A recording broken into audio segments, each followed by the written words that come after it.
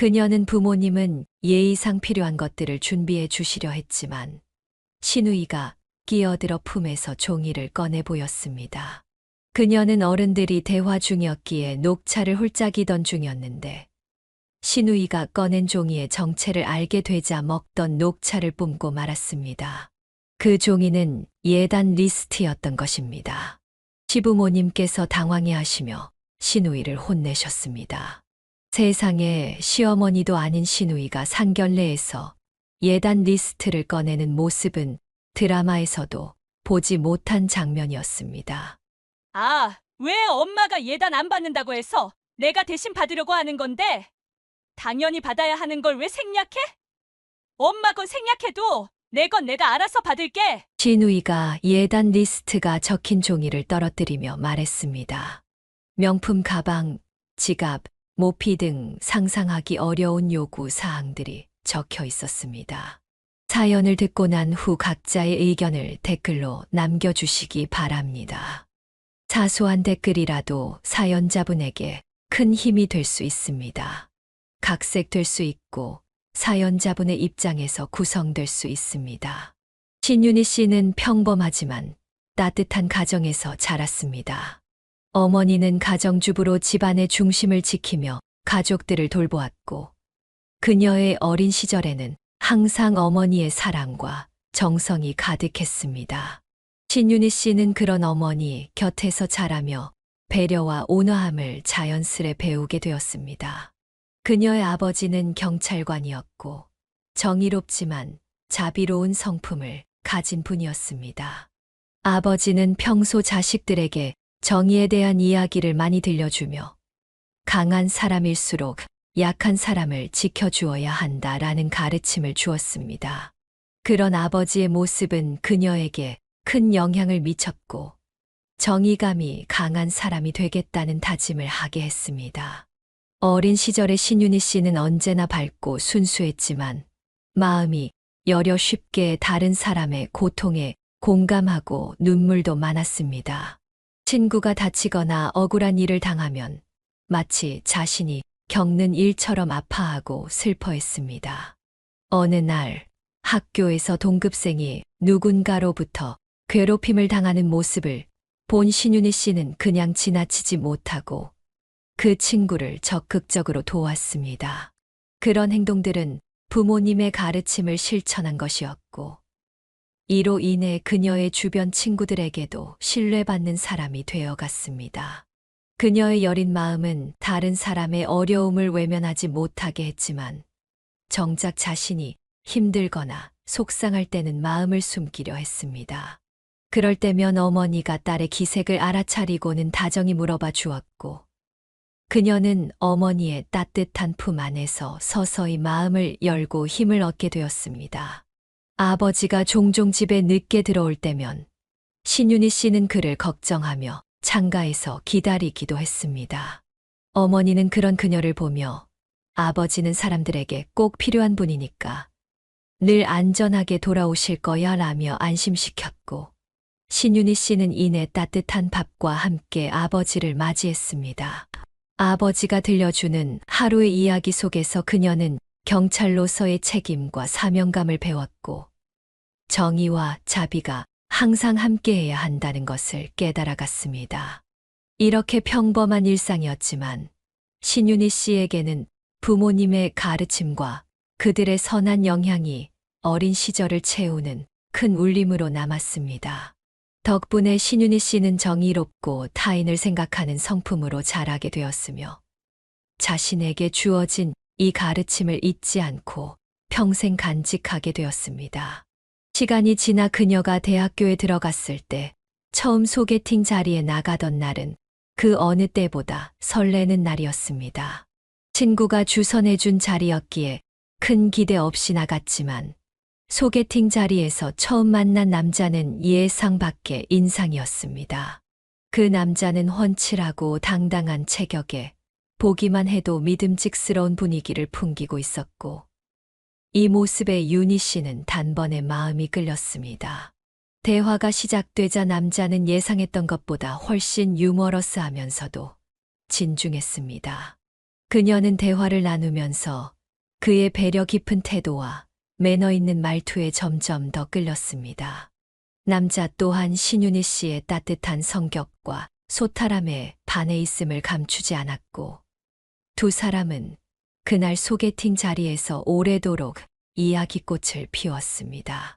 그녀는 그의 눈빛에서 자신처럼 정의를 중요하게 생각하는 진지한 면모를 발견했고, 이 점에 깊은 호감을 느꼈습니다.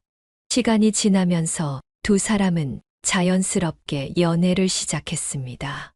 연애 초반, 남편은 가끔씩 그가 경찰관이었던 아버지와 비슷한 점이 많다고 느끼게 했습니다. 그는 어려운 상황에 처한 사람들에게 손을 내밀며 도움을 주려는 모습을 자주 보였고, 늘 약한 이들을 지키려는 마음가짐을 가졌습니다.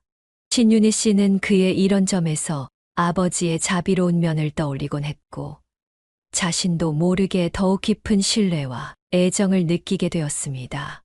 연애 기간 동안 크고 작은 사건을 함께 겪으면서도 남자는 흔들림 없이 든든하게 곁을 지켜주었고, 어려운 일이 닥쳐도 긍정적으로 이겨내려는 성격이었습니다. 그녀가 걱정스러운 마음으로 힘든 상황을 이야기하면 그는 항상 사려 깊은 조언을 해주며 신윤희 씨의 고민을 나눠 가졌습니다.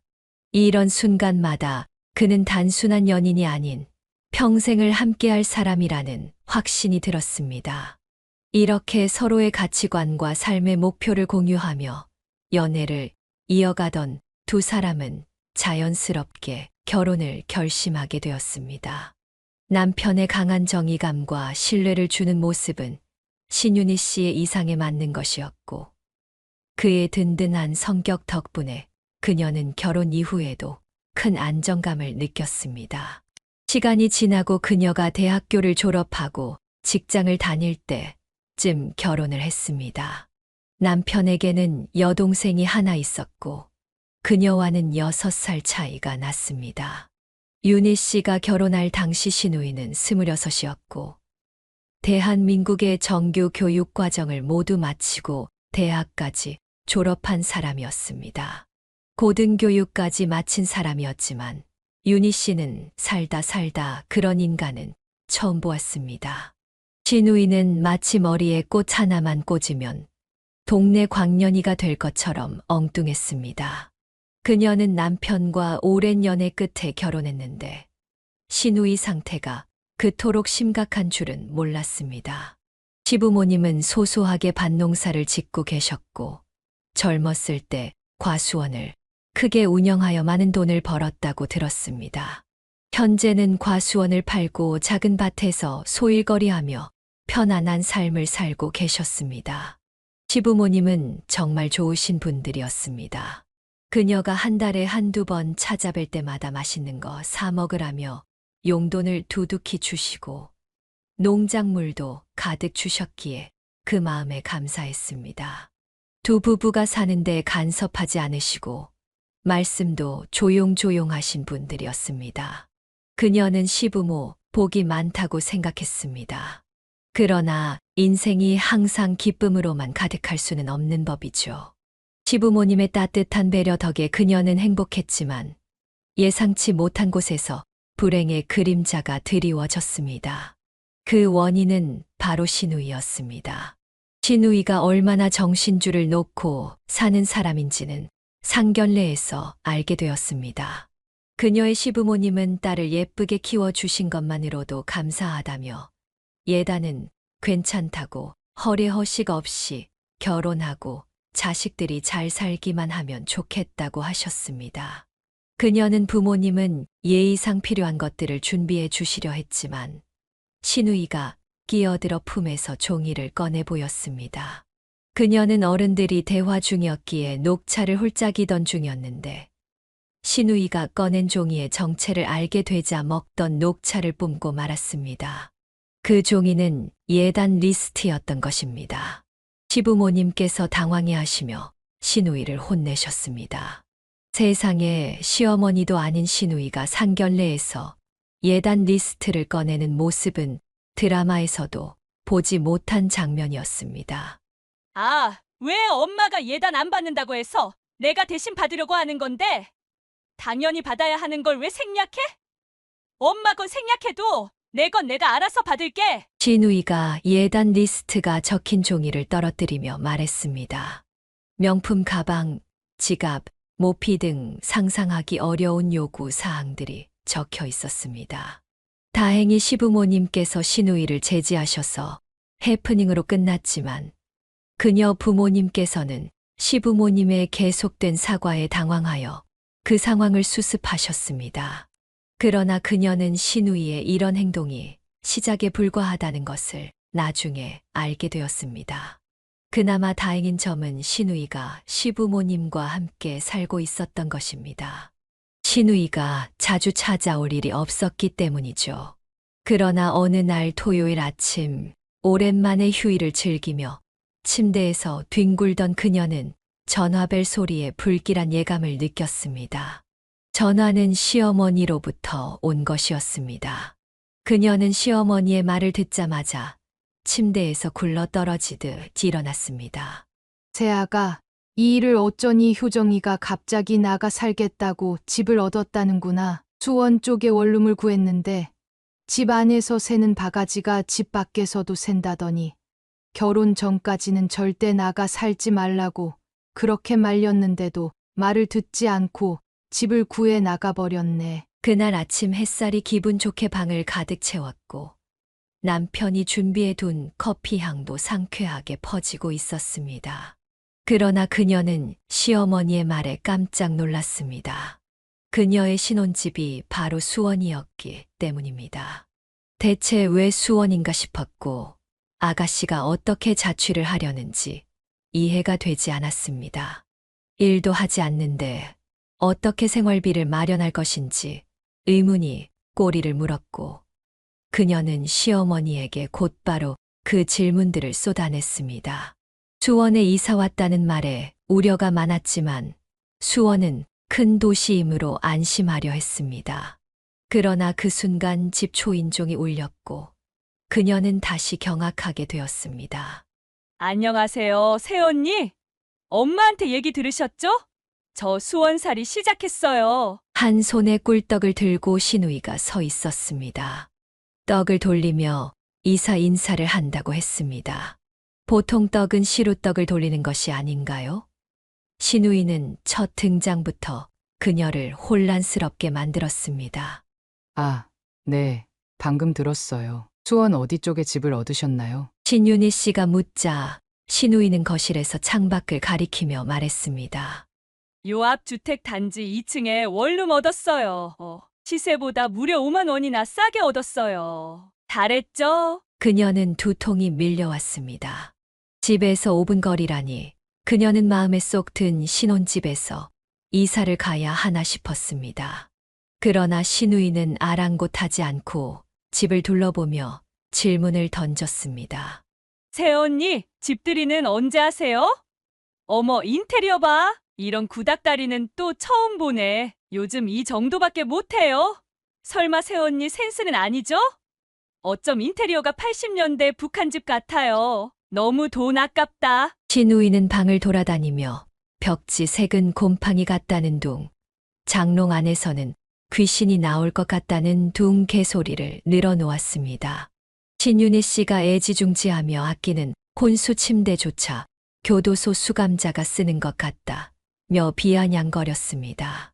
그 순간 그녀는 참았던 인내심의 끈이 끊어졌고 신우이를 후드려 패고 싶은 마음이 들었습니다.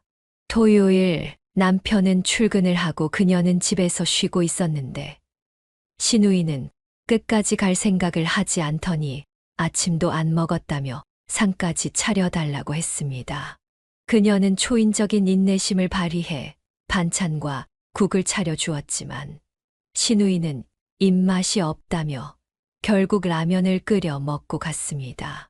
그녀는 신우이가 자신의 동생이었다면 멀쩡히 걸어서는 나가지 못했을 거라 생각했지만 이제 막 결혼한 새댁으로서 신우이를 어쩔 수 없었습니다. 그냥 라면을 끓여 먹이고 보낼 수밖에 없었습니다. 그녀는 천사 같은 시어머니 덕에 감사했지만 신우이가 10명의 못된 시어머니 역할을 하는 것 같아 점점 힘들어졌습니다. 그날 저녁 신우이는 또 찾아와서 저녁을 먹고 가겠다고 했습니다. 그때 남편도 퇴근해서 함께 있었기에 그녀는 생선도 굽고 청국장도 끓여 주었습니다. 아, 저 이거 못 먹는데요. 무좀 걸린 사람 발냄새 같아서 이런 거 못 먹어요. 오빠는 왜 이런 음식이 좋아요? 새언니는 나랑 나이 차이도 얼마 안 나면서 입맛이 완전 노인네네요. 남편이 말을 이었습니다. 그냥 입 다물고 감사합니다 하고 주는 대로 먹어라. 그리고 내 집으로 돌아가줘. 넌 왜 이사를 한 거야? 자취하면 식비며 생활비가 얼마나 드는 줄 알아? 너희도 안 하는데 돈은 있어? 그래서 밥은 여기서 해결하지요. 새언니, 제 입맛에 맞는 걸로 좀 부탁해요. 내일은 파스타 좀 해봐요. 조개 넣고 오일로다가. 신우이의 무례한 요구에 그녀는 청국장을 한 입 가득 물고 있다가 뿜어낼 뻔했습니다. 다행히 남편이 꿈도 꾸지 말라며 신우이에게 찾아오지 말라고 경고했죠.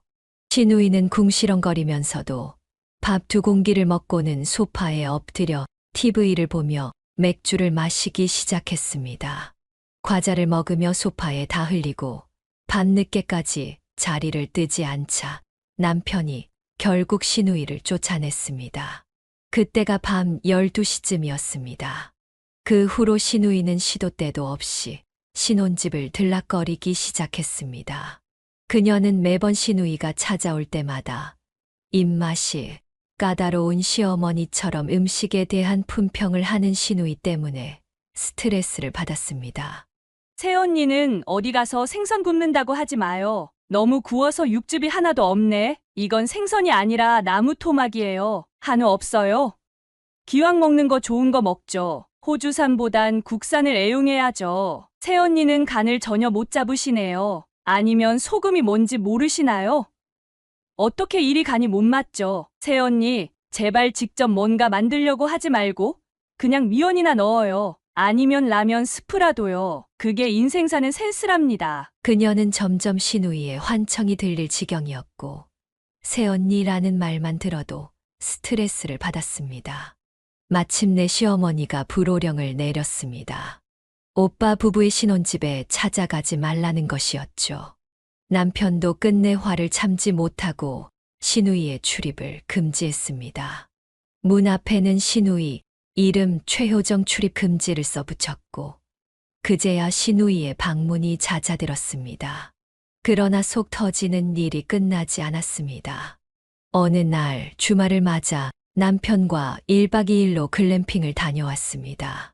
토요일에 출발해 일요일 늦은 저녁에 집에 돌아왔는데 집 안이 캄캄했습니다. 그녀는 평소 외출할 때 주방 보조등을 켜두곤 했기에 이상하게 생각했습니다. 집에 불이 꺼져 있어서 누가 들어왔나 싶어 거실 불을 켜고는 깜짝 놀랐습니다. 처음에는 도둑이 든 줄 알고 남편에게 신고하라고 했습니다. 하지만 자세히 보니 누군가 집에서 술 파티를 연 흔적이었습니다.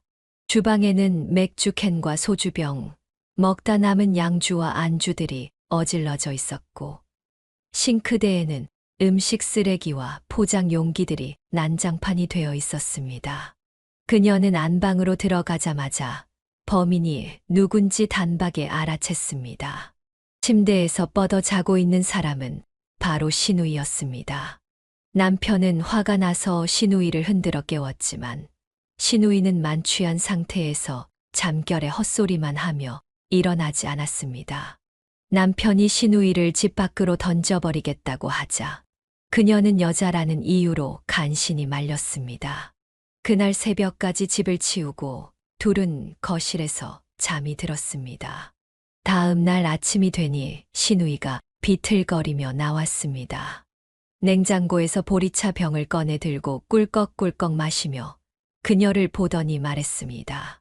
새언니 들어왔네요. 저 해장국 좀 끓여주세요. 다 끓이면 불러주시고요. 숙취로 머리가 지끈거리니까 조용히 해주세요. 그러고는 다시 안방으로 들어가 버렸습니다. 그녀는 너무 황당해서 대체 무슨 장면을 보고 있는지 믿기지 않았습니다. 남편은 동생의 머리채라도 잡고 집 밖으로 던져버리고 싶었지만 그녀가 일단 출근 준비부터 하자며 남편을 달래서 아침밥을 차렸습니다. 출근 준비를 위해 시누이를 깨우고 어떻게든 술을 깨게 해서 집에서 내보내려 했습니다. 아, 해장국 달라니까 무슨 계란 프라이예요? 새언니는 정말 센스가 너무 없다. 센스. 어디 센스 있게 맞아볼래? 어제 뭐 한 거야? 나 친구들 불러서 파티 좀 했어. 친구들을 불러서 파티를 했다고요. 그걸 왜 저희 집에서 해요? 제 원룸은 작아서 어떻게 해요? 처음에는 제 방에서 했는데 친구들이 다 오니까 앉을 데가 없어서. 그럼 어쩌겠어요. 우리 오빠 집으로 가자고 했죠. 시누이는 아무렇지 않게 당당하게 말했고 그녀는 기가 막혀 아무 말도 할 수 없었습니다. 남편은 씩씩거리며 화를 참았고 그녀는 겨우 그를 진정시켜 출근시켰습니다. 그녀도 시누이를 잡아 끌어 집에서 내보냈고 집 비밀번호를 어떻게 알았냐고 묻자 시누이는 이전에 그녀가 비밀번호를 누르는 걸 보고 유심히 기억해 두었다고 말했습니다. 시누이는 그렇게 말하며 자기가 똑똑하지 않느냐고 하였지만 그녀는 한 대 쥐어받고 싶었습니다. 결국 그날 그녀는 비밀번호를 바꿔버렸습니다. 그리고 보조키로 문을 직접 잠가 놓고 남편과 각각 열쇠를 하나씩 소지하고 다녔습니다. 그 후로 시누이는 집에 몰래 들어올 수 없게 되었습니다. 그 사건 다음 날 윤희 씨는 엘리베이터에서 아랫집 이웃을 만났습니다. 이웃은 그녀에게 주말에 너무 심한 것 아니냐며 층간 소음이 토요일 새벽까지 너무 심해서 관리실에 항의를 해도 소용없었다고 말했습니다. 해도 너무한 것 아니냐며 한 소리를 듣자 그녀는 고개도 못 들고 죄인처럼 사죄할 수밖에 없었습니다. 그녀는 고개 숙이고 속으로는 이를 갈며 시누이를 떠올렸습니다. 그 다음 주는 시어머니의 생신이었습니다. 그녀는 음식 여러 가지를 바리바리 준비하고 한 달 전부터 준비한 생신 선물도 잘 포장해 차에 넣어 두었습니다. 남편과 출발 준비를 하고 있는데 집에 누군가 찾아왔습니다. 시누이였습니다. 시어머니 생신 모임이 있으니 오빠 차를 타고 함께 가겠다는 것이었죠. 윤희 씨는 그러자고 했습니다. 그러나 시누이는 자기 어머니 생일임에도 불구하고 가벼운 차림으로 손에 든 것도 하나 없이 왔습니다. 시댁에 도착한 후 그녀는 그녀가 준비한 음식과 시어머니가 만든 음식을 내놓으며 축하를 드렸습니다. 식사가 끝날 즈음 준비해 간 생신 선물도 드렸습니다. 선물은 몇 가지 영양제와 시어머니가 들기 좋을 만한 가방이었는데 나름 백화점에서 고른 괜찮은 브랜드였습니다. 그러나 그걸 본 시누이가 가만히 있을 리 없었습니다. 어머, 새언니는 이게 우리 엄마한테 어울린다고 생각해요? 여기에 배추나 무 담으라고요? 선물도 사람 봐 가며 골라야죠. 그러자 시어머니가 타이르듯 말씀하셨습니다. 네 새언니가 예쁘고 좋은 가방 준비했는데 넌 또 왜 말을 그렇게 하니? 나는 이런 거 들지 말라는 법이라도 있니? 새아가 고맙다. 다행히 시어머니는 마음에 드신다며 좋아하셨습니다. 그녀는 생신이라 분위기를 깰 수 없어 좋게 웃으며 상황을 마무리하고 밤이 되어 시댁을 나섰습니다. 시누이도 집에 간다며 따라 나섰고 두 부부는 시누이를 태우고 수원으로 돌아왔습니다. 남편이 시누이를 그녀가 사는 원룸 앞에 내려주었는데 시누이는 품에 쇼핑백을 꼭 끌어안고 내렸습니다. 시어머니께서 딸의 자취를 걱정해 반찬이라도 싸 주신 줄 알았습니다. 그런데 시누이가 급히 내리다가 실수로 그 쇼핑백을 떨어뜨리며 그 안에서 신윤희 씨가 시어머니께 드린 가방이 툭 하고 떨어져 나왔습니다. 그 충격에 영양제까지 바닥에 굴러 떨어졌습니다. 이를 본 남편이 소리쳤습니다. 엄마 선물 도둑질한 거야? 시누이가 퉁명스럽게 대답했습니다.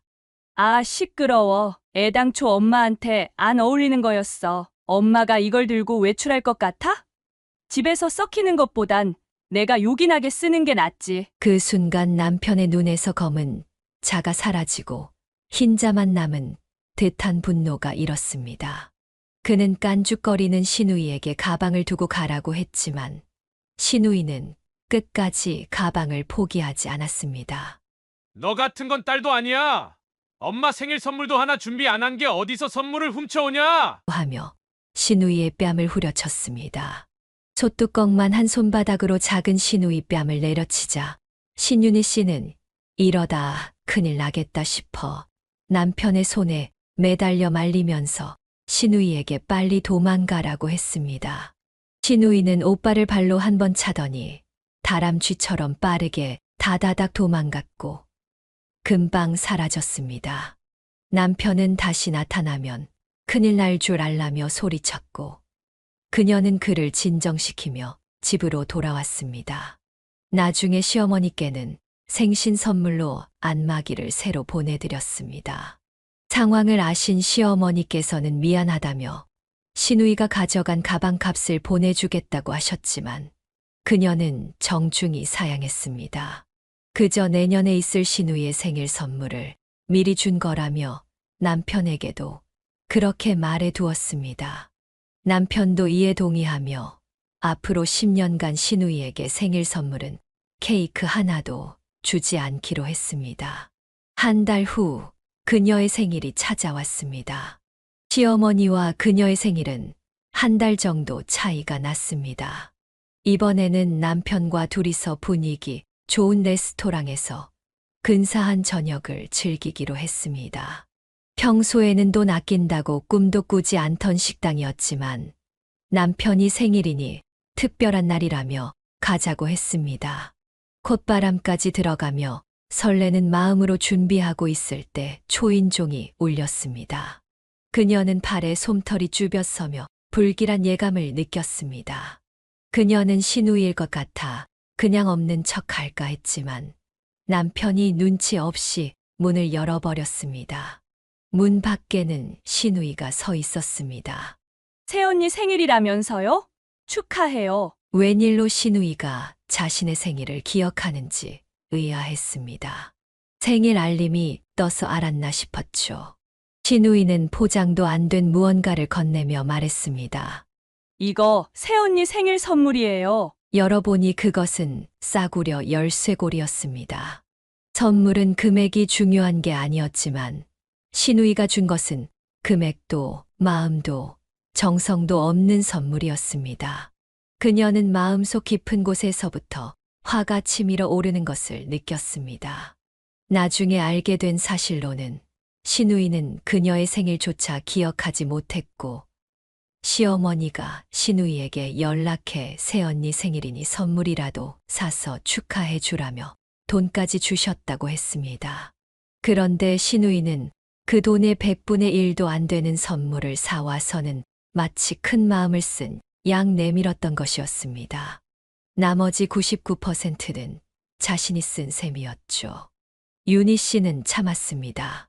생일날 기분을 망치고 싶지 않았기 때문입니다. 다들 어디 좋은 데 가시나 봐요. 옷들 차려입고 좋은 데 가서 밥 먹으시려고? 마침 저녁 시간이었고 시누이는 배가 고프다며 굳이 따라가겠다고 했습니다. 그녀가 생일인 만큼 뷔페쯤은 가지 않겠냐고 생각해 그 시간에 맞춰 온 듯했습니다. 남편이 시누이에게 우리끼리 좋은 시간 보내려 하니 좀 빠져라라고 했지만 그런 말에 사라질 시누이가 아니었습니다. 끈질기게 따라붙으며 남편의 차에 조수석까지 차지하려 들었습니다. 남편이 넌 여기 타고 있어라. 우린 택시를 탈 테니까라며 차를 포기하고 내리자 시누이는 또 따라붙으며 그녀 팔짱을 끼고는 자기도 가야 한다고 우겼습니다. 결국 시누이까지 데리고 갈 수밖에 없었습니다. 남편과 단둘이 보내고 싶었지만 어떤 방법을 써도 시누이는 떨어지지 않았습니다. 그날 시누이는 와인을 마시고 주정에 주정을 더하더니 결국 레스토랑에서 쫓겨나다시피 나왔습니다. 그녀는 그때 정말 시누이를 길에 버리고 가고 싶었습니다. 그러나 시어머니를 생각해 참았습니다. 남편이 차에서 구루마를 꺼내 시누이를 집으로 실어 날랐고 그야말로 집 앞에 던지다시피 두고 왔습니다. 시누이에 대한 미움은 단순히 시누이라는 이유 때문이 아니었습니다. 시누이라는 사람 자체에 정이 가질 않았습니다. 아니, 정이 안 가는 정도가 아니라 혐오할 정도였습니다. 그녀는 남에게 피해 주는 것을 극도로 싫어하는 성격이라 남에게 피해가 갈 것 같으면 자기가 손해를 보더라도 감수하는 편이었지만 시누이는 마치 피해 주는 것을 즐기는 사람처럼 보였습니다. 다음 날 남편이 시누이에게 전화를 걸어 한참 쏟아부었더니 시누이가 삐졌는지 한동안 보이지 않았습니다. 그 공백은 그녀에게 오히려 평화를 가져다 주었습니다. 그리고 어느 날 그녀가 몸이 너무 아파 출근을 못하게 된 날이 있었습니다. 집에서 급히 처리해야 할 일이 있어 회사에서는 병가나 연차 처리 없이 급한 일만 집에서 처리하라 했고 2~3시간만 일하면 되는 상황이었습니다. 신윤희 씨는 집에서 노트북을 찾으려 했으나 노트북이 감쪽같이 사라져 있었습니다. 자주 쓰지 않는 노트북이라 작은 방에 보관하고 있었는데 아무리 찾아도 나오지 않았습니다. 결국 1시간 넘게 집 안을 뒤지다가 포기하고 회사로 출근해 일을 처리하고 병원에 다녀왔습니다. 나중에 남편에게 물어도 남편 역시 아무것도 모른다고 했습니다.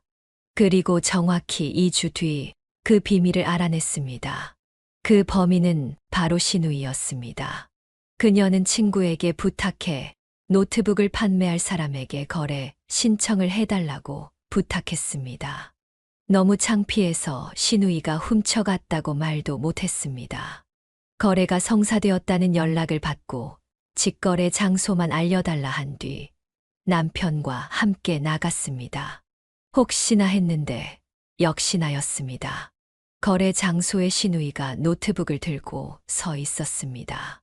그녀는 바로 달려가 노트북을 뺏었고 시누이는 저와 남편을 보자마자 돌아가는 상황을 바로 눈치챘습니다. 남편이 성큼 다가가자 시누이는 도망쳤습니다. 남편이 따라붙었지만 시누이는 재빨리 택시를 타고 사라져 버렸습니다. 그 일로 남편은 시누이에 대한 분노가 폭발의 연을 끊겠다고까지 했습니다. 시누이도 오빠에게 붙잡히면 정말 죽겠다 싶었는지 그 후로는 그림자조차 보이지 않았습니다. 며칠 후 이 사건은 시어머니 귀에도 들어갔습니다. 남편이 시누이를 혼쭐 내겠다며 시누이 집에 자주 찾아가고 시누이 집 앞에서 대기하기도 했기에 시누이는 시어머니에게 자기 좀 살려달라고 호소한 모양이었습니다. 자기 무덤을 자기가 판 셈이었죠. 그날 시어머니는 수원으로 달려오셨습니다. 시누이는 오빠에게 맞아 죽지 않겠다며 안도했지만 현실은 달랐습니다. 시어머니는 시누이를 비 오는 날 먼지 나도록 혼내셨습니다. 그녀는 그날 시어머니의 무서운 모습을 처음 보았습니다. 시누이는 그날 바로 시댁으로 끌려갔습니다. 원룸 계약 기간이 많이 남았다며 조용히 살겠다고 시어머니께 빌었지만 시어머니는 단호하게 시누이를 데리고 갔습니다. 그 후로 시누이를 한동안 볼 수 없었습니다. 그녀는 시누이가 본가에서 다시 교육을 받고 있다는 이야기만 들었습니다.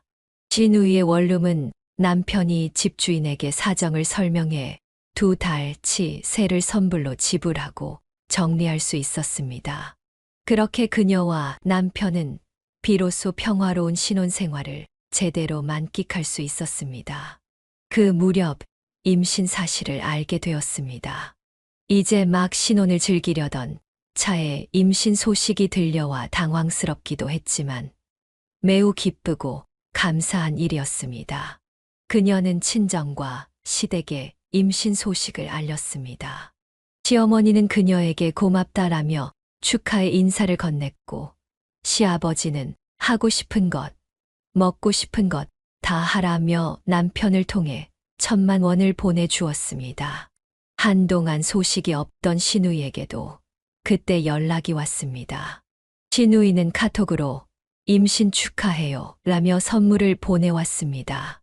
임산부 영양제와 튼살 방지 크림이었습니다.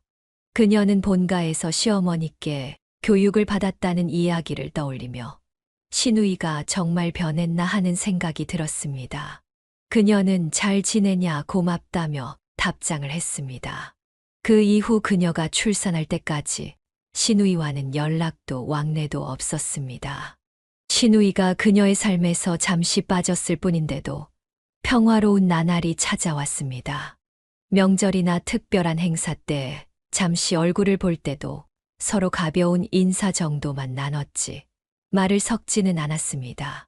그러던 어느 날 그녀의 딸이 3살쯤 되었을 때였습니다. 시어머니께서 그녀에게 조심스레 연락을 해 오셨습니다. 신우이에게 결혼할 사람이 생겼으니 그녀와 남편이 먼저 만나보라는 것이었습니다. 시어머니는 젊은 사람들이 봐야 어떤 사람인지 알 수 있지 않겠느냐라며 조언을 구하셨습니다. 신우이가 지난 3년간 많이 반성하며 후회했고 철없던 행동들을 미우치며 살았다는 이야기도 들려주었습니다. 사실상 신우이와의 관계를 회복해보라는 의도가 담긴 말씀이었죠. 아무리 신우이가 한때 개차반 같은 행동을 했더라도 시어머니에게는 세상에 하나뿐인 딸이었습니다. 또한 남편에게도 신우이는 유일한 남매였습니다. 시부모님께서 마음 아프게 지내고 계시리라 생각한 그녀는 이번만큼은 신우이와 그의 남편 될 사람을 만나보겠다고 결심했습니다. 신우이가 최소한의 예의를 갖춘 사람으로 변해 있다면 남편의 유일한 형제인 그녀와 평범한 관계로 지낼 수 있을 것 같았습니다. 그녀는 먼저 신우이에게 연락을 했습니다. 결혼 준비를 하고 있다는 소식을 들었다며 축하의 메시지를 보냈습니다. 조만간 시간을 잡아 예비 시매부를 소개해 달라고 전하자 신우이는 반가워하며 연락을 받았습니다. 신우이는 이전 일들 죄송했다며 깍듯이 사과했는데 이 사과가 시어머니의 조언 때문인지 정말 변한 것인지 알쏭달쏭했습니다. 신윤희 씨는 만나보면 알 일이라 생각하고 주말에 남편과 함께 신우이와 예비 시매부를 만나기로 했습니다. 처음 만난 예비 시매부는 매우 좋은 인상을 남겼습니다. 깔끔한 옷차림에 매너까지 좋아 첫인상은 100점이었죠. 그러나 그 얼굴은 어디선가 본 듯했지만 아무리 생각해도 떠오르지 않았습니다. 예비 시매부는 자신이 운영 중인 투자회사를 설명하며 명함을 내밀었고 성공한 CEO로서 꽤나 능력이 있어 보였습니다. 덕분에 신우이가 결혼 후 경제적으로 어려움을 겪지 않겠다고 생각했습니다. 식사비도 모두 시매부가 지불했고 신우이를 데려다 줄 때 보니 고급 독일제 승용차를 타고 있었습니다. 집에 돌아와 그녀는 이번 만남을 종합했습니다. 신우이가 정신을 차리고 변한 모습을 보여준 것, 그리고 예비 남편이 젠틀하고 능력 있는 괜찮은 사람으로 보였다는 점이었습니다. 남편 역시 신윤희 씨의 의견에 동의했고 그녀는 시어머니께 좋은 사람 같습니다라고 보고를 드렸습니다. 그때 시어머니께서 말씀하셨습니다. 그래. 다 좋은데 예비 사위가 고아라고 하더라. 그 점이 좀 걸려서. 신윤희 씨는 의아했지만 대답했습니다. 어머니, 부모님이 없는 건 그 사람 잘못이 아니에요. 사람도 참 밝아 보였고요. 고아라고 해서 편견을 갖지 않아도 될 것 같아요. 신우이만 잘 아껴주고 사랑해주면 될 일 같아요. 다만 그녀는 예비 시매부의 얼굴이 어디서 본 듯해 답답한 마음이 들었습니다. 한 주일 넘게 기억을 떠올려 보려 애썼지만 결국 잊고 말았습니다. 정신없는 육아 덕에 그 일은 신경 쓸 틈도 없었습니다. 그리고 드디어 상견례 날이 다가왔습니다. 시부모님도 예비 시매부를 만나보시더니 무척이나 마음에 들어 하셨습니다. 예비 시매부는 고아여서 상견례에 나올 가족이 없었지만 신우이의 가족들이 함께 모여 식사하며 정식으로 인사를 나누고 싶다고 해 마련된 자리였습니다. 신윤희 씨는 아이를 친정어머니에게 맡기고 남편과 함께 상견례 자리에 참석했습니다. 그리고 그 자리에서 신우이의 신혼집과 결혼 날짜를 상의했습니다. 제가 투자금이 지금 모두 묶여서 신혼집을 준비하는 게 조금 난처하네요. 장인어른, 장모님께서 조금만 도와주시면 감사하겠습니다. 예비 시매부의 말에 그녀는 처음에 그가 신혼집을 마련해 달라는 뜻인가 하고 잠시 당황했습니다. 투자회사를 운영하며 돈도 잘 버는 듯 했는데 의외였습니다. 그러나 대화를 계속 들어보니 그 뜻이 아니었습니다. 제가 돈이 없는 건 아닙니다. 다만 지금 투자하고 있는 자금을 빼면 손해가 커서요. 연말에 투자가 종료되는 자금이 있으니 그때는 충분한 여유가 있습니다. 하지만 당장 결혼하려면 저희 부부가 살 집이 필요하니 장인어른과 장모님께서 신혼집 계약금과 중도금만 도와주시면 연말에 들어오는 돈으로 나머지는 해결할 수 있습니다. 물론 장인어른과 장모님께서 빌려주신 계약금과 중도금도 모두 갚을 수 있고요. 그 말을 듣고 그녀는 안도했습니다. 예비 시매부는 시부모님께서 신혼집의 계약금과 중도금만 치러주면 나머지 잔금은 연말에 자신이 갚겠다는 뜻이었습니다. 그리고 집 자체는 신우이 명의로 마련할 것이라고 했습니다.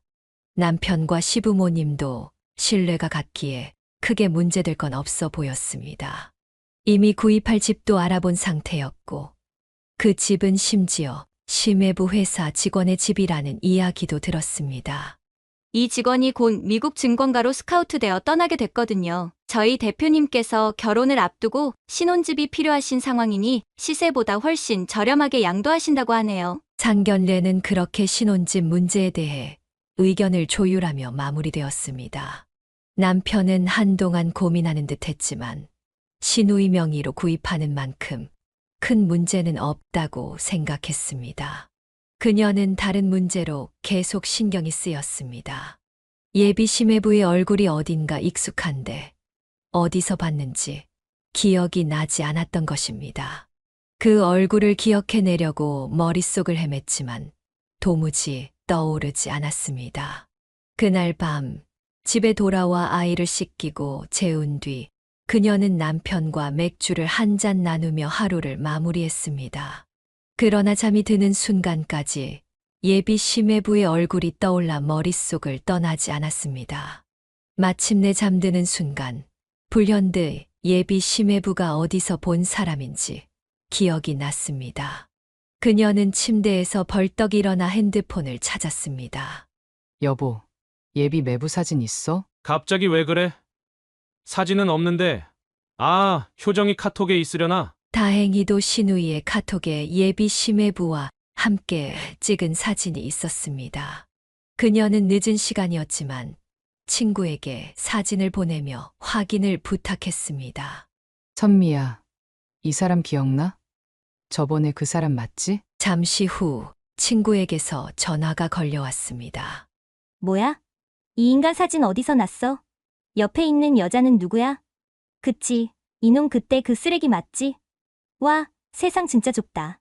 다름 아닌 예비 시매부의 정체는 2년 전 친구와 결혼 직전까지 갔다가 충격적으로 뒤통수를 치고 도망간 남자였습니다.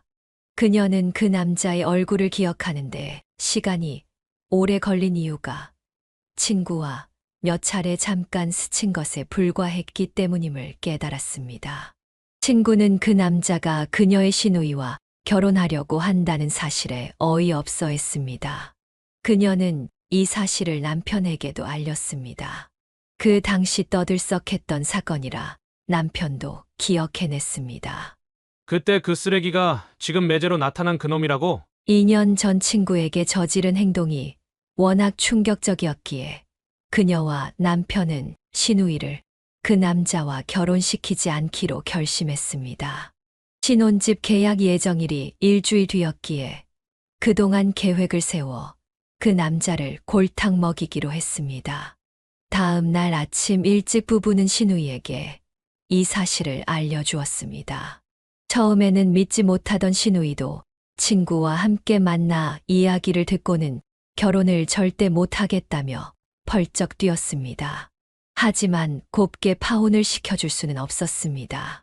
2년 전 친구를 농락한 그가 이번에는 신우이마저도 속이려 한 것을 생각하니 복수를 해야겠다는 마음이 들었습니다. 그날 부부는 예비 심해부에게 받은 명함을 통해 그와 연락을 잡았습니다. 심해부가 전화를 받자 신윤희 씨 부부는 그와 만나기로 약속을 잡았습니다.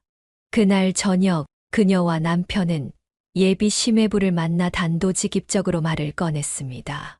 우리 효정이가 철이 없고 덜렁대는 구석이 있지 않습니까? 그래서 매제가 결혼 후 많이 인내해 줄 수 있는지 테스트를 좀 해보고 싶은데 괜찮겠어요? 예비 심해부는 의아해하며 대답했습니다. 테스트요? 어떤 테스트죠? 남편이 미소를 지으며 말했습니다. 형님으로서 그저 3가지만 테스트해 보려고 해요. 효정이와 결혼하고 싶다면 이 정도는 당당하게 통과해 보시죠. 남자라면 그 정도는 할 수 있지 않겠어요? 처음 부부의 제안을 들은 예비 심해부는 당황해하는 듯했지만 이내 신우이를 너무 사랑한다며 그 테스트를 꼭 통과해보고 싶다고 자신만만하게 대답했습니다. 목적이 있었던 그로서는 테스트를 통과해야 하는 상황이었겠죠. 첫 번째 테스트는 전투 등산이었습니다. 무거운 짐을 지고 정해진 시간 안에 정상까지 도착해야 하는 것이었죠. 그녀와 신우이는 산 정상에서 기다리기로 했고 남편은 심해부와 함께 산을 오르겠다고 했습니다. 심해부의 가방 안에는 2리터짜리 물이 10병이나 들어 있었습니다. 부부는 가까운 북한산을 등산 코스로 선택했습니다. 평소 운동을 안 하는 사람에게는 맨몸으로도 정상에 오르기 힘든 산이었으니 무거운 물이 든 가방을 메고 오른다는 건 심해부에겐 고문이나 다름없었습니다. 남편은 전공이 체육이고 평소 몸을 단련해 온 사람이기에 가볍게 정상에 도착했습니다. 하지만 심해부는 달랐습니다. 무거운 물을 들고 산을 오르는 일이 결코 쉽지 않았습니다. 보통 2시간이면 오를 수 있는 코스였지만 평소 운동을 전혀 하지 않은 데다 무거운 짐까지 지고 올라가야 했던 심해부는 거의 10시간 만에야 정상에 도착했습니다. 정상에서 기다리던 신윤희 씨와 신우이는 내 발로 기어오르며 땀을 비 오듯 흘리는 심해부의 모습을 보고 웃음을 참지 못했습니다. 좋아. 인내심과 체력은 합격. 그 정도 인내심이면 앞으로 닥쳐올 고난도 충분히 헤쳐나갈 수 있을 거야. 다음 테스트는 요리 실력 테스트였습니다. 요즘은 남자들도 기본적인 요리를 해야 하는 시대라며 부부는 요리 실력을 확인해 보고 싶었습니다. 이들은 심해부를 시댁으로 데려갔습니다.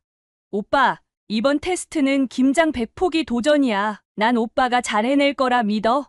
파이팅! 두 번째 테스트는 혼자서 김장 100포기를 담그는 것이었습니다. 그녀는 여기서 그가 포기할 줄 알았습니다. 자신도 혼자서는 100포기를 담글 엄두가 나지 않기 때문이었죠. 100포기요? 무슨 김치를 식당 하시나요? 요즘 다들 김치는 사 먹잖아요. 아이고, 저 김장할 줄 모릅니다. 아니, 뭐 유튜브 보고 배우면 되겠죠. 요즘 유튜브에 다 나오니까요. 심해부는 못하겠다는 투로 말하다가 남편이 인상을 쓰자 급히 말을 바꾸었습니다. 그의 속내가 훤히 보이는 것 같았죠. 그래, 포기하면 그걸로 다 끝인 건 명심하고 우리는 자네가 불편할까봐 나가 있을게. 다 끝나면 전화해. 그렇게 부부는 시부모님을 모시고 집 근처 카페로 피신했습니다. 시부모님도 당황해하며 말씀하셨습니다.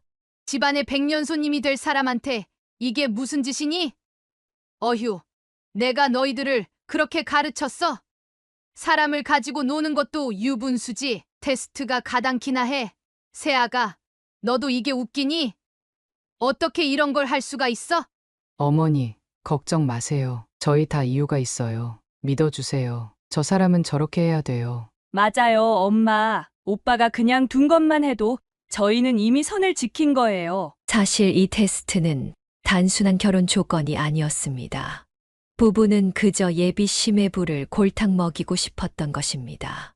그 남자는 충분히 마땅한 대우를 받고 있었으니까요. 결국 그는 다음 날이 되어서야 배포기의 김장을 다 끝냈습니다. 부부는 그날 밤 시부모님을 모시고 신혼집으로 가서 편히 쉬었고, 다음 날 밤이 되어서야 시댁으로 돌아왔습니다. 심해부의 연락을 받고 집에 가보니 주방과 마당은 난장판이었지만 어쨌든 김장은 완료되어 있었습니다. 다 했습니다.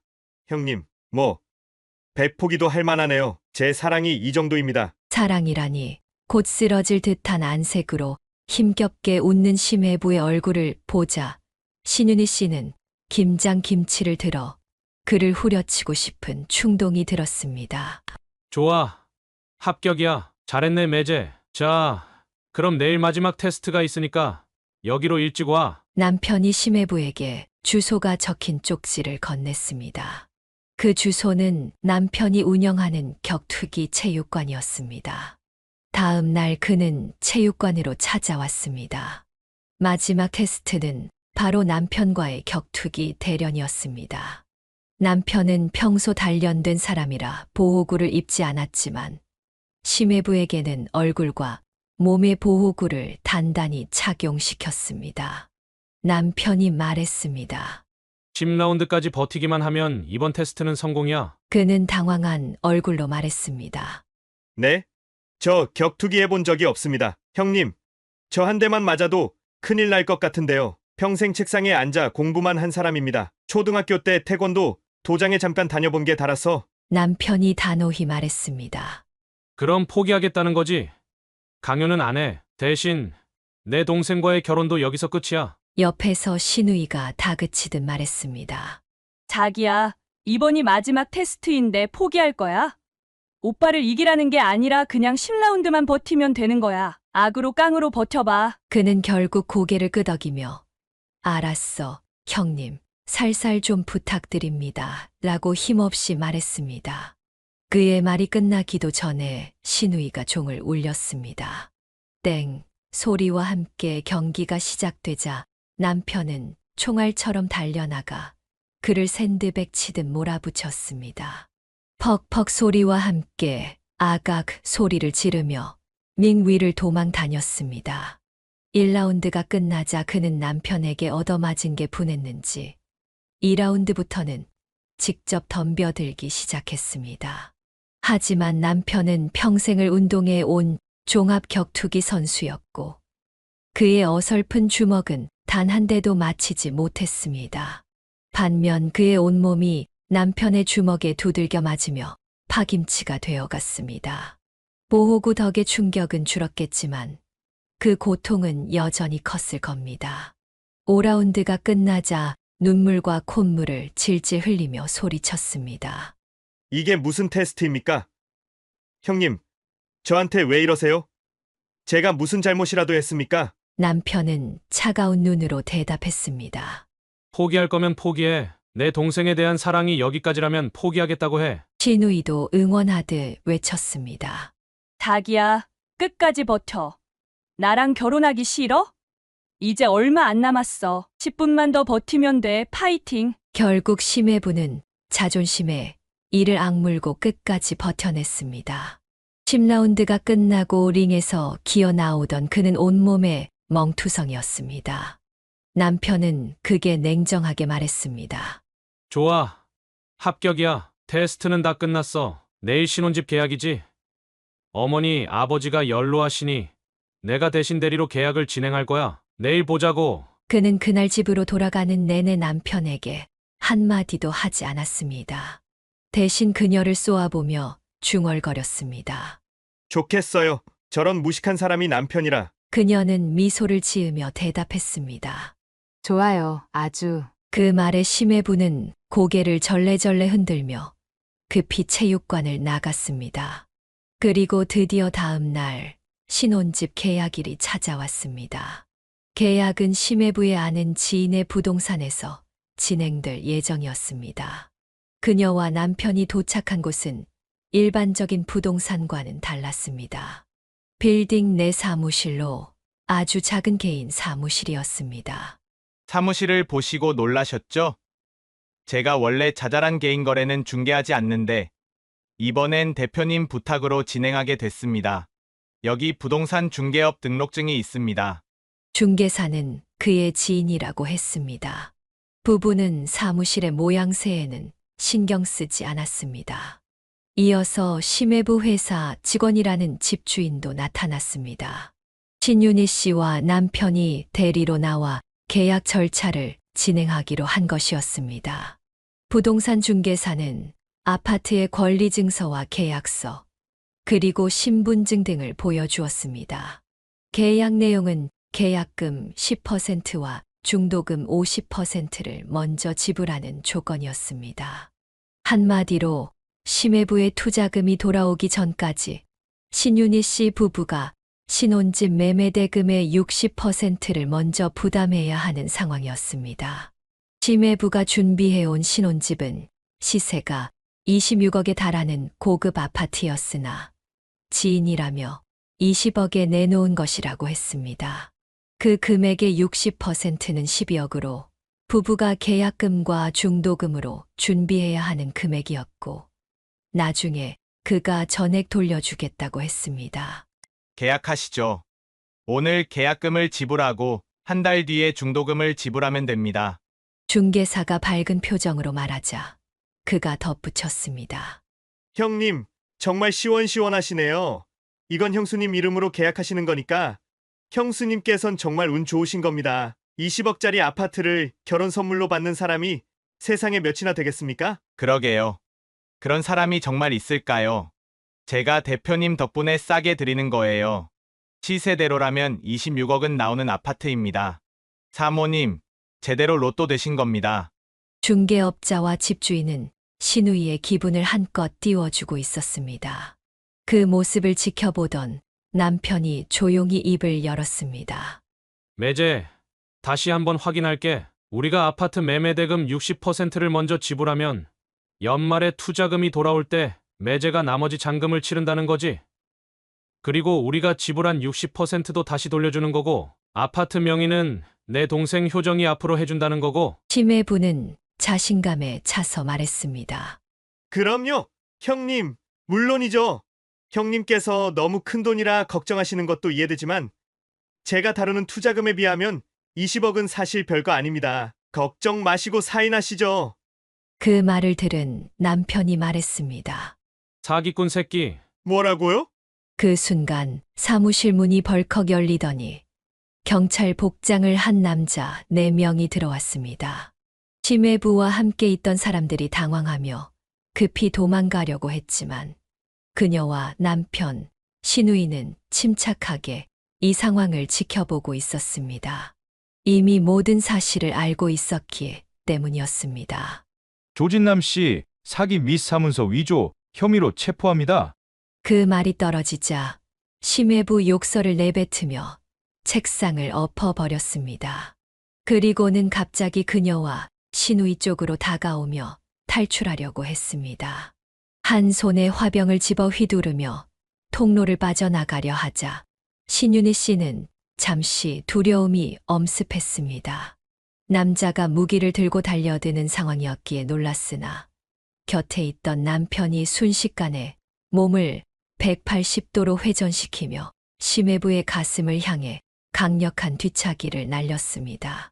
심해부는 발차기에 맞아 2미터 가까이 날아가 형사들 앞에 나가 떨어졌습니다. 뒤차기에 당한 충격 때문인지 신음 소리도 못 내고 바닥에 누워 온몸을 부들부들 떨었습니다. 그렇게 그는 경찰에 체포되었습니다. 2년 전 그는 윤희 씨 친구에게 결혼을 빌미로 접근해 아파트 인테리어 비용 5천만 원을 사기치고 잠적한 전력이 있는 사람이었습니다. 그때는 자신을 대학병원 의사라고 속이고 친구를 완벽히 속였던 것이었습니다. 친구가 병원에 찾아가 본 적도 있었고, 실제로 의사 가운을 입고 다니며 간호사들에게 인사를 받는 그를 보고 의심을 품지 않았던 것이었죠. 결국 큰 금액을 사기당하고 상처만 남은 친구의 사건 이후 심해부는 또다시 그녀의 신우이를 노린 것이었습니다. 그와 함께 있었던 부동산 중개인과 집주인도 모두 사기꾼이었습니다.